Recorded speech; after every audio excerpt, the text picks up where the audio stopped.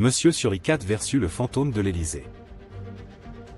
Monsieur Suricate, tapi dans l'ombre comme une vieille chaussette oubliée sous un canapé, observait les allées et venues des gardes républicains.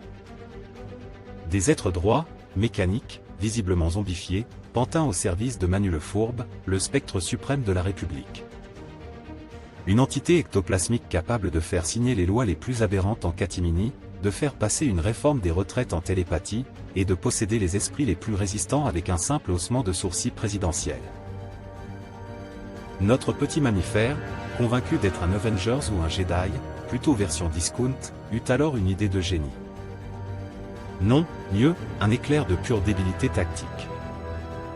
Il se dit que s'il se faisait passer pour un animal crevé, les gardes dans leur rigidité administrative le balanceraient forcément dans une benne à l'arrière du palais. De là, il n'aurait plus qu'à se faufiler incognito dans une remise moins surveillée. Un plan parfait. Un chef-d'œuvre de stupidité logistique. Mais Monsieur Suricate, étoile montante de l'idiotie stratégique, n'était pas à son coup d'essai. De toute façon, vous commencez à le connaître, des idées de merde, il en avait un stock complet en réserve. Il s'allongea donc en plein milieu de la cour pavée, la langue pendante, le regard dans le vague, façon vieux gibier frappé par un semi-remorque. Et là, rien ne se passa comme prévu. Les gardes s'arrêtèrent.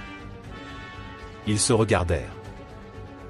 Puis l'un d'eux, visiblement nouveau stagiaire ou légèrement poète dit, « Oh non, quelqu'un a perdu son doudou ». Et c'est ainsi qu'on ramassa Monsieur Suricate comme une peluche orpheline, et qu'on le déposa soigneusement dans le local intérieur du poste de garde, entre un carton poussiéreux de masque FFP2 et une boîte de drapeaux tricolores parfumés à la naphtaline. Et c'est ainsi qu'on ramassa Monsieur Suricate comme une peluche orpheline, et qu'on le déposa soigneusement dans la remise intérieure du poste de garde, entre une ancienne boîte de masque FFP2 et un carton de drapeaux tricolores parfumés à la naphtaline. Le plan avait miraculeusement fonctionné. Pas grâce à l'intelligence de notre cher héros, mais grâce à la stupidité cosmique, conjuguée au hasard. Et oui, des fois le hasard fait bien les choses.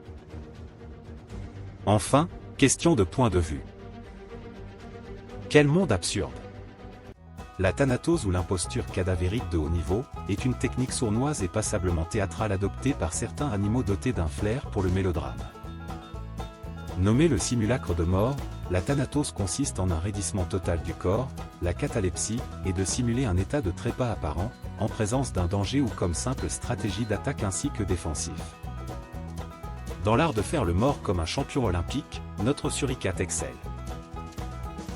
Ouais.